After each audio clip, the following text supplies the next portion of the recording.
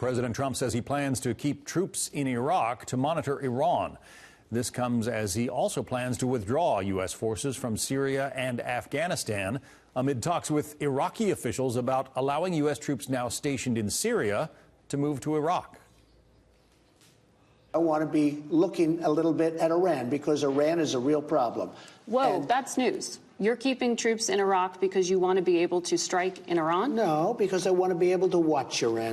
We have an unbelievable and expensive military base built in Iraq. It's perfectly situated for looking at all over different parts of the troubled Middle East.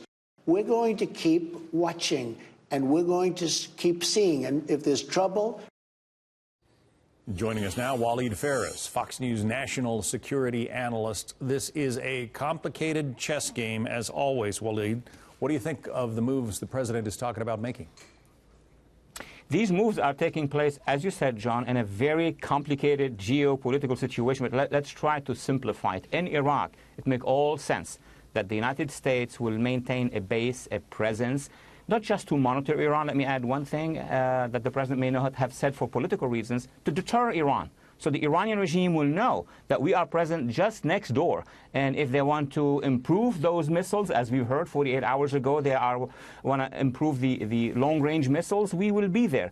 But at the same time, we have to be very careful because the Iranians have assets inside Iraq. They have militias, they have people inside government. So we want to make sure that we have allies at the same time, such as the Kurds, the Sunni moderates, the Shia moderates. That's why it is complicated.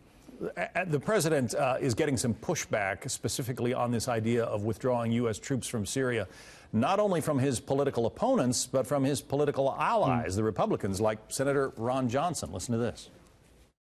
And I think it'd just be tragic if we bugged out, left the Kurds, who by and large have done the fighting and defeated the ISIS caliphate, the territorial caliphate and ISIS, if we just abandoned them to the mercies, and I use that term loosely, of Russia and Iran and possibly Turkey, it would just be unconscionable. So again, I think Republican senators are sending a very strong signal to the president. We don't want to see that happen, and I hope he is listening. So if the president does pull the troops from Syria, who fills the vacuum?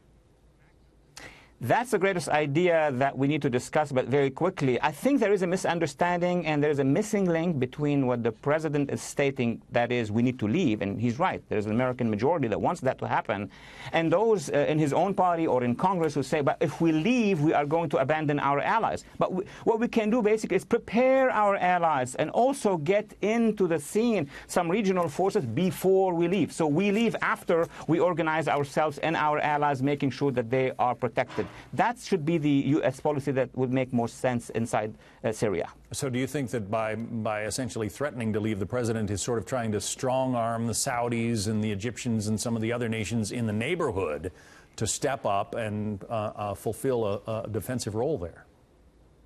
I think regionally that is what is needed. I remind ourselves that back in May of 2017, he went to Riyadh, he met with and spoke to 50 Arab and Muslim leaders. There was a decision made in Riyadh, by the way, which is to form this multinational Arab force that can deploy and help the United States.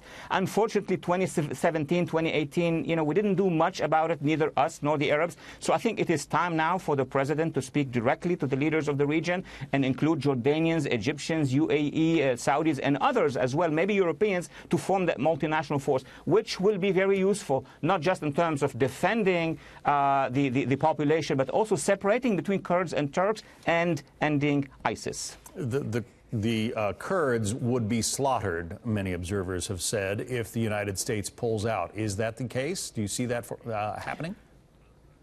Mathematically speaking, yes. I mean, if the Kurds, as they are right now, are left, and let's suppose next week we will leave, of course there will be 2 or 3 armies that are going to move in. You're going to have the Iranians, the Assad regime, and the Turks at the same time. It will be like Poland divided between all these forces. But if we have a multinational force instead, and if we have a better organized and better disciplined force inside the Kurdish areas with the other minorities, that would be deterrent. And we keep a base in Iraq on top of that to send signals to everybody who want to have an appetite about the Kurds. If we have that architecture, I think no one will dare advancing. Walid Phares, our Fox News national security analyst.